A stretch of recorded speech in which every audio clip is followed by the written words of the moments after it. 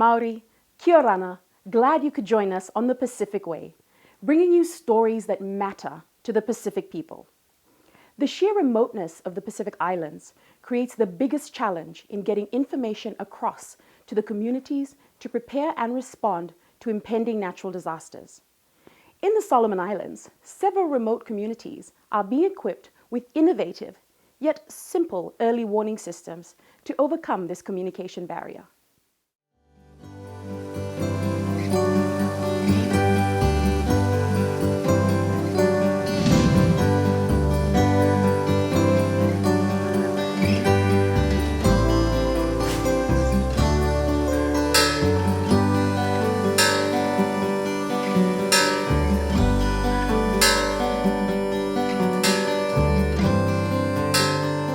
That is the warning signal helping save lives of villagers in the remotest of communities in the Solomon Islands.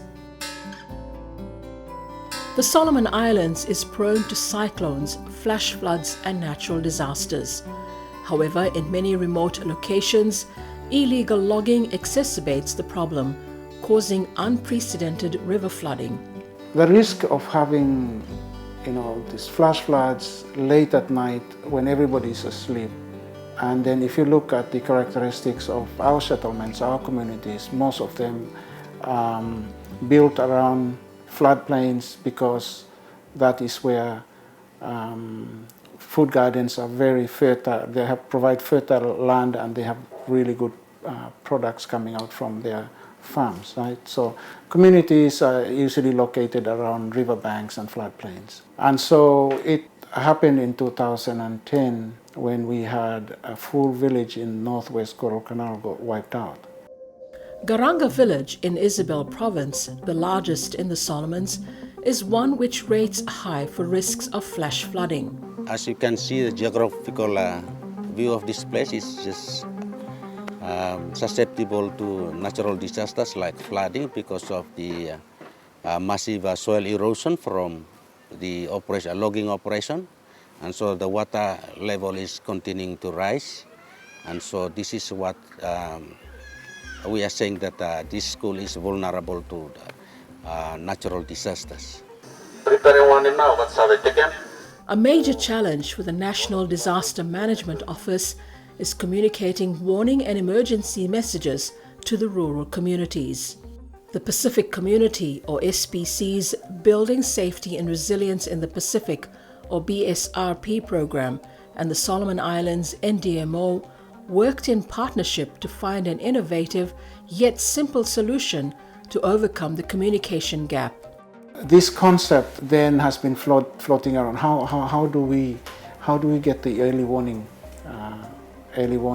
messages to the communities?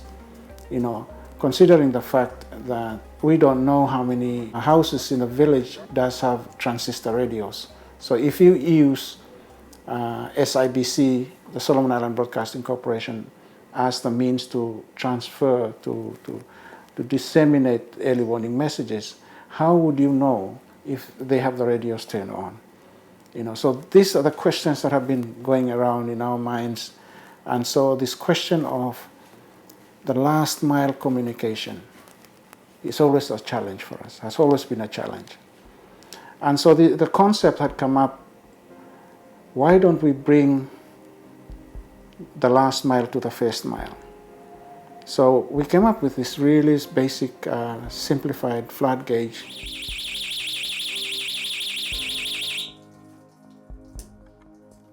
A piece of wire and some tubing was all that was required.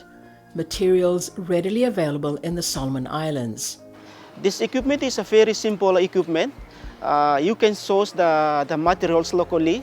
The sensor of this system is installed right at the river bank. And that sensor, when it senses the flooding, it sends out the signal to this alarm, where it's installed at usually a chief's house at the community. And so when this alarm goes, then the chief informs the community that there's a flooding coming. 5 villages in Isabel Island were then identified as high-risk areas. For the Provincial Disaster Management Officer for Isabel Province, who has the responsibility of over 27,000 residents scattered across rugged terrains, the flood warning system is a blessing. The flood gauges that we install, I think, would make these communities more prepared. In the past, there is no flood gauges that were installed, and the warning of the flood, in terms of communication, some of these communities do not have access to mobile coverage or the radio. So these flood gauges are the only means of communicating or giving early warning sign to the communities. Community consultations were carried out in the 5 villages and focal points appointed to be the eyes and ears on the ground for the NDMO. Here we have established disaster committees in the villages to look after the flood gauges, as well as to communicate with the office. So most of the villages I established them, they are still working. This committee really help our office in terms of communicating to the office if there is any flood or if there is any disaster. These are the people who are at the village that could help us with those information or the situation during the incident or the disaster. BSRP and the NDMO have also provided training for the community focal points on installation and maintenance of the flood gauges. Disaster risk management plans and evacuation strategies have also been developed through the programs. The focal points, along with the NDMO, are required to conduct frequent evacuation drills to ensure the communities are prepared.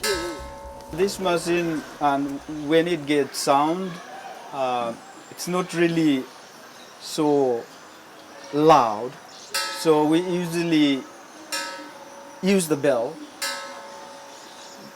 to communicate, especially for those so far from this area. So we use bells, and also the committee have to get to those places where houses were really far from the area where the machine is.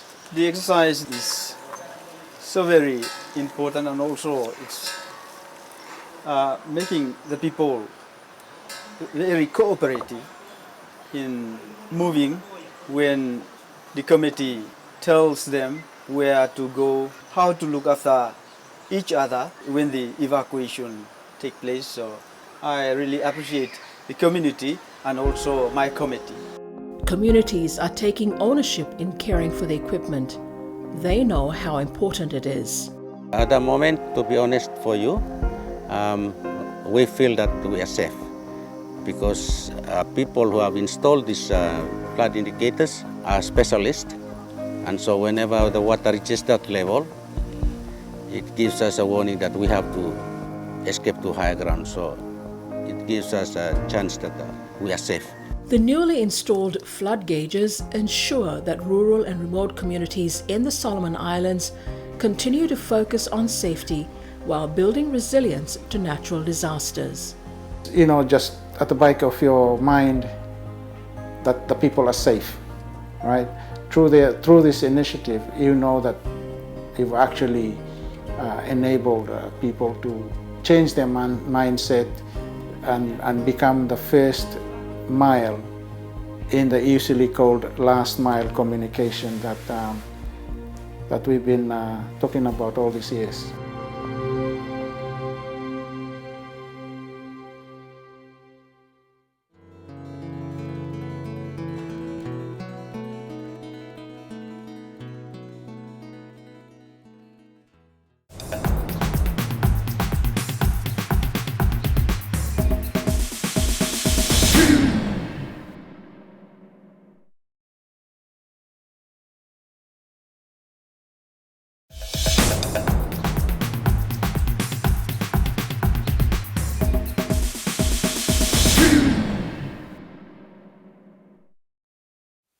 Welcome back to the Pacific Way. In 2015, severe tropical cyclone Pam ripped through Vanuatu, causing widespread damage. The worst affected were the smaller outer islands, where people's livelihoods were taken away. As part of a larger recovery program, support was provided to local fishermen to help rebuild lives.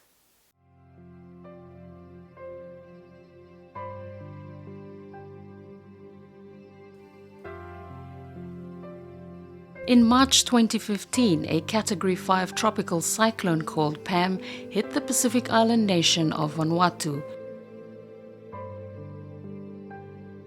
The country was prepared, but the trail of destruction left by the super cyclone was devastating. In the immediate aftermath, everywhere there were signs of a nation and its people rallying together to pick up the pieces.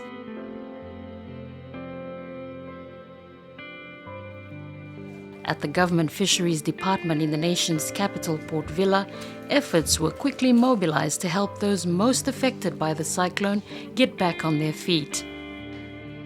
After the Cyclone Pam, the government through the National Disaster Management Office, NTMO, they set up cluster groups. One of them is the Food Security and Agriculture Cluster. And this group is made up mainly with the departments under the Ministry of Agriculture, which include fisheries, forestry, livestock, biosecurity and agriculture, and some other NGOs that are more into food security issues. So this group was set up to coordinate all the necessary actions to be taken for food security in islands that are mostly affected by the cyclone. This gear is headed for Aniwa, an island located in the southernmost province, Tafea. Also along for the journey, Pita Neapi, a community resource officer at the Fisheries Department assigned to the World Fish Project, an initiative implemented by the Secretariat of the Pacific Community, SPC, through its Fisheries, Aquaculture and Marine Ecosystems FAME division. Aniwa is one of the 3 project sites in Vanuatu under the initiative. Aniwa is an island which is small in landmass. Along the shoreline they build little houses which they usually store their fishing gears. Strings, hooks, ropes. They also store their canoes just next to them, and they lock these little houses at these little huts. And whenever they want to come and fish, they just walk down to this house, open, collect their fishing gears, and off they go. But during the cyclone just wiped out the first terrace of the island, which is including trees, those houses, those canoes, everything. And there's nothing left for them to catch fish. The department made the decision through our director to request some of the projects that administered by the Fisheries Department here, if we can use some of the fundings to divert some of the fundings to help with the recovery, early relief. So SPC with World Fish, they gave us the okay for us to use the funding. So we use funding allocated for March to September, I think. We use most of the funding to do some of the very important assessments that we did already, and also fund some of the officers to travel to the islands to do the assessment. And also a lot of this funding went towards fishing gears.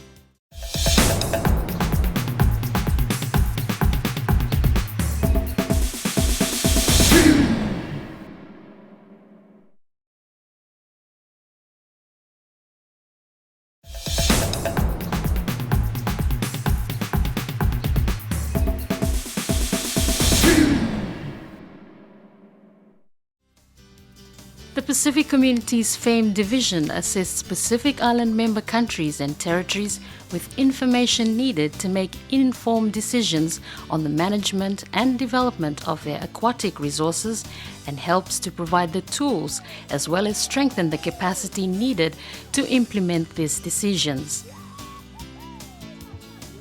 After Pam hit, technical staff from SPC, with support from the Australian Centre for International Agriculture Research, ACIAR, and the World Fish Centre, were mobilised to provide relief and recovery assistance to Vanuatu. The plan was to gauge ourselves on the place that are really in need and the place that was really damaged during the cyclone. So we had a meeting with the fisheries top management staff, and we identified and handpicked places that need to be assessed. So we found out that it was southern part of Vanuatu that was severely damaged. So we handpicked some islands there that we need to attend to and identify the real need of the people after the cyclone. These findings were fed into an assessment report that was compiled for Vanuatu's food security cluster. Part of the short-term intervention recommendations was the distribution of fishing gear for subsistence use. We advise through our cluster for fisheries will be the only agency to distribute fishing gears, because we are mindful of the overharvesting, because the resources in before cyclone is already overharvest. Cyclone adds to that destruction. And now if we distribute fishing gears, we have to be very careful on what type of fishing gears that we will be distributing. Also the marine, the local tapu areas, we also encourage community at the 1 month after cyclone to probably put some flexibility to open for food security issue to address the fish. But at the same time, we advise them to really take a lot of courses on how they harvest, and control, monitor, get some data, and also be more strictly on the time frame that they will be opening it for access. Mangaliliu village on the outskirts of Port Vila is home to around 100 households. While not as badly affected as the southern islands in Vanuatu, daily life here is highly dependent on the land and sea. I went around in the community with Anela and I saw to them, the wind is coming, but very, very strong. But it's good to prepare now. You need to prepare now, put some weight on top of your roof, go to the garden and chop your tapioca branches, manioc branches, and even chop the leaves from the bananas. As rebuilding slowly takes shape on land, the Fisheries Department has been working with the chief and local village associations to distribute fishing gear in an effort to supplement the community's diet during the recovery period. When Cyclone Palm came and our food damaged from our garden, so we didn't have enough money to go to the shop and buy a tin, tuna or whatever. But the fishing land that fisheries distribute them to the women in the village, it helps the women a lot. The needs that people, they really need that level of capacity that they require in the islands, like basic fishing technology for the canoe areas to build up.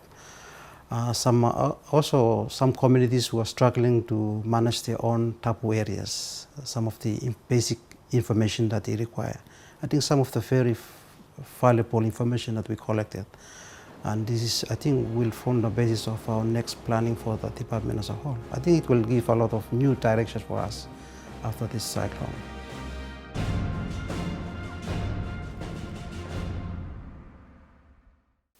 I hope you enjoyed our stories tonight, and you can look forward to more exciting stories next week. Don't forget to check out all our latest news and videos on the Pacific Community YouTube channel and the Pacific Way Facebook page. We leave you with this performance from the Tahiti delegation at the 11th Festival of Pacific Arts held in the Solomon Islands. Until next week, Tofani, Koikia, bye-bye.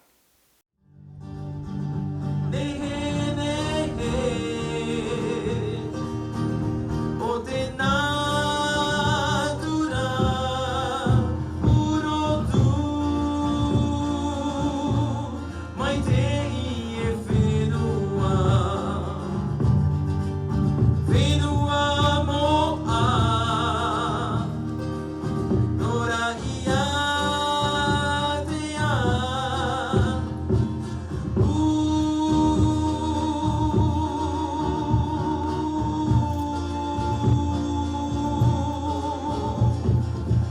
The person who wrote that song wrote to remember us the importance of the flower. That's why I also choose a theme about the flower. Mohi mohi te mori, tu tu I,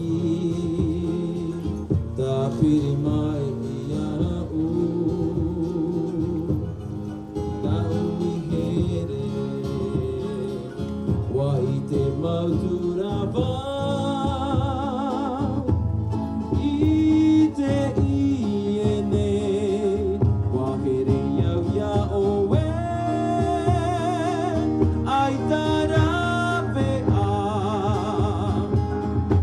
In our home before, when we didn't have the opportunity to get money to have power in the house, electricity, we use gas, petrol light. And when we want to switch off the light or to put it down just a little bit, we say mohi mohi. So it was about that time of our parents. They had no electricity at the house, and we did a song about that.